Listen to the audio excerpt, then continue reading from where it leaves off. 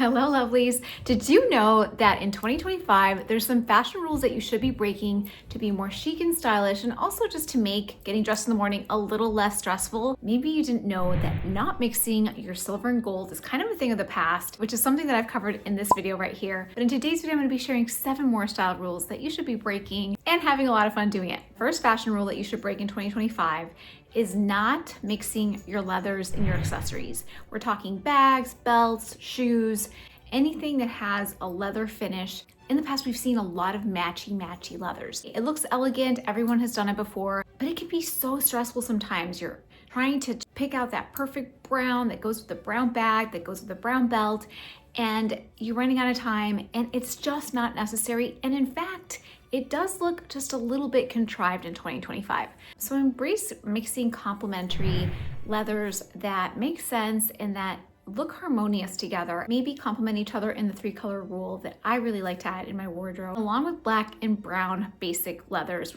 We're seeing a lot of beautiful finishes in burgundy, of course, more of a taupe, a deep, rich suede.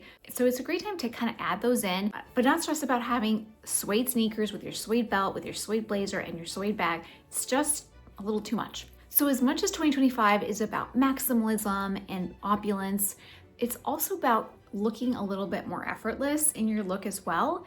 Perhaps influenced by the boho chic trend that is also very front and center this year. When you don't match your leathers, your outfit can look a little bit more interesting as well, adds dimension, and is effortless. Are you team matchy or team mix and match? Let me know below. I would love to hear from you.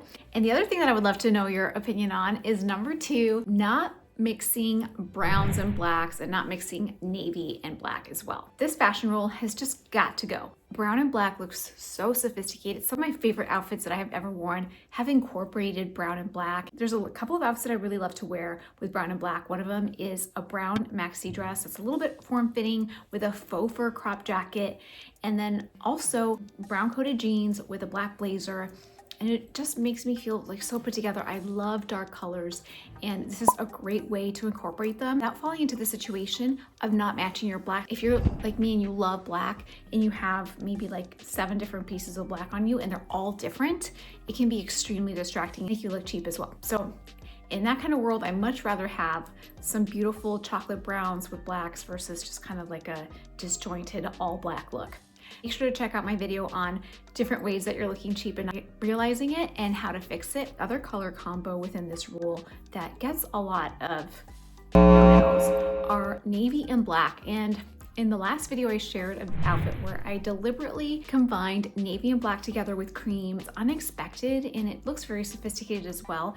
And I always love when I can find this little piece in the fashion world. It doesn't feel like everybody is wearing it. The third style rule to break in 2025 is not mixing your different styles. And what I mean by that is we have so many different aesthetics that inspire us. So we have boho chic, old money, glam, preppy, and office siren. And there's so many different things that we can kind of pull from to inspire our outfits. What can sometimes cripple us when it comes to getting dressed is when we feel like we're missing a piece that doesn't fit into that one style. So you wanted to look preppy for today, or for me, like equestrian, and I don't have like the one piece that would totally complete the look of looking English countryside. That is okay. And as a matter of fact, it helps you look less like a parody or less contrived when you do incorporate one more piece that's not in that aesthetic, because it doesn't make you look like you're trying too hard.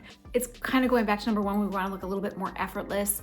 You can actually really help elevate your style and have your outfit look amazing if you just kind of add in something that's a little bit unexpected. So if you were going for an all preppy look, but then at the very end, you wear heels, or in this English countryside look where I have the camels and the browns and, you know, the tweed blazer that I really love.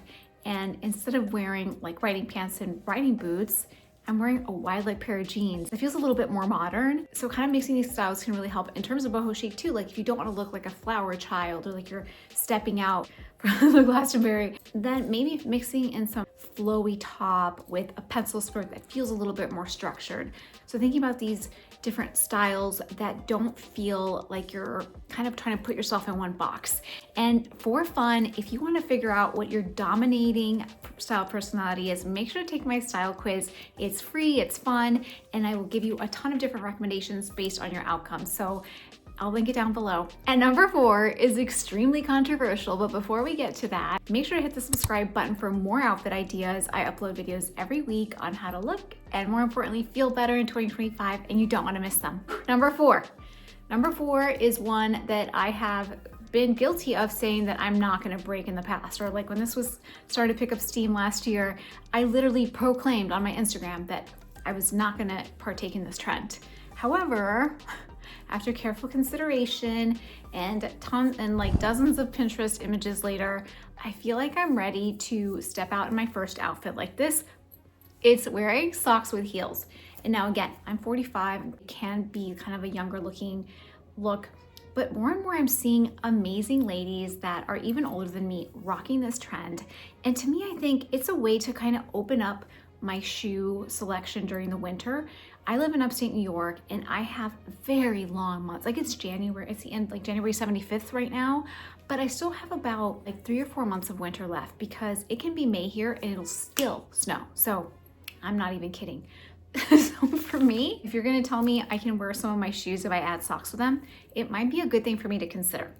I would love to hear your thoughts. I think another great gateway to try this trend is to not wear something that shows your ankles and shows the socks. So for example, instead of wearing a skirt, wearing pants, and then having them drape over the socks so that you can only see the shoes and the hose. And it can look very chic. I make it a little bit more dressy and not have it feel so young as well. Or like you're in this Versace ad here. I remember being really young and seeing this and being like, gosh, they're so cool. These supermodels are so cool. Number 5 is inspired by this picture here and how relevant and modern it looks in 2025. And that is not always balancing your outfits. You can see here the blazer and the trousers are oversized, and yet it still works. So kind of deconstructing why, even though both items are quite big and could easily overwhelm your frame, it's being broken up by showing a hint of a crew neck t-shirt that not only makes it look a little bit more casual and yes, effortless, but also finds an anchor for the overall outfit. You can see a delineation of where her chest is. Her hair is pulled back. If she were to have her big flowing locks over, then it could look also a little bit more overwhelming, but it's pulled back. Also, the pop of color that she has here with the bag also breaks away, looking like a big blob, brings in some definition, draws the eye to it, and then finishing off with the white loafers that I think looks phenomenal, kind of matching the top. So she's got a little bit of a sandwich rule going on with the white top, the black body of the outfit, and then the white loafers at the end. So really love this look, and it just kind of works out. So again, not always feeling like you have to balance out everything. If you're wearing white bottoms, then wear a tight top. If you're wearing an oversized top, then wear tight bottoms. That is generally a really great rule of thumb if you're trying to learn proportion and how to kind of figure out an outfit formula for yourself. But it can be very fun to break that rule and to wear oversized on oversized. And a couple of other ways to get around feeling like you're being gobbled up by your outfit is to find ways to show some skin, whether that is your wrist, your ankles, or your collarbone. Ideally all 3. If you don't have like this amazing styling that was done for her at that point in time and you're looking to do some oversized stuff, find a way to show those areas of your body. And if all else fails, finding your waist and defining it, cinching it can really help bring the outfit together when you're wearing oversized on oversized. The 6th rule you have to break in 2025 is not wearing whites in the winter.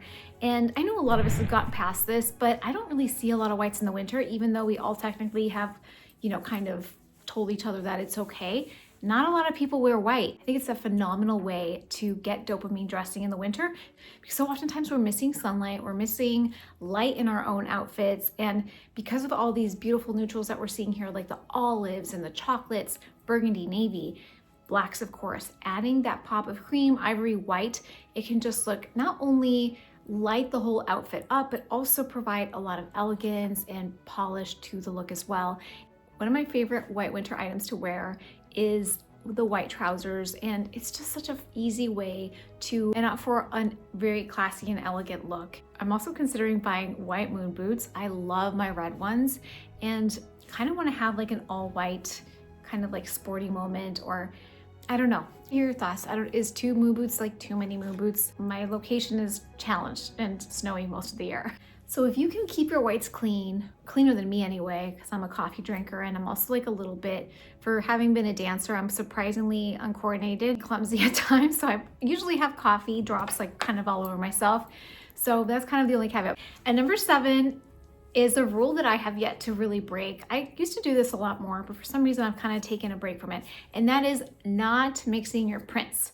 We have so many beautiful prints right now. We have a lot of plaid that's year round now. It used to only be fall winter. Now it's kind of year round. Same with animal print, like leopard prints, of course, but not just leopard print, cow print and cheetah and zebra and all the things. And I actually did this a little bit in this Fashion Week picture that was captured by a photographer at New York Fashion Week in 2022. So I think I was a little ahead of the curve, but I mixed in some zebra print with cheetah print.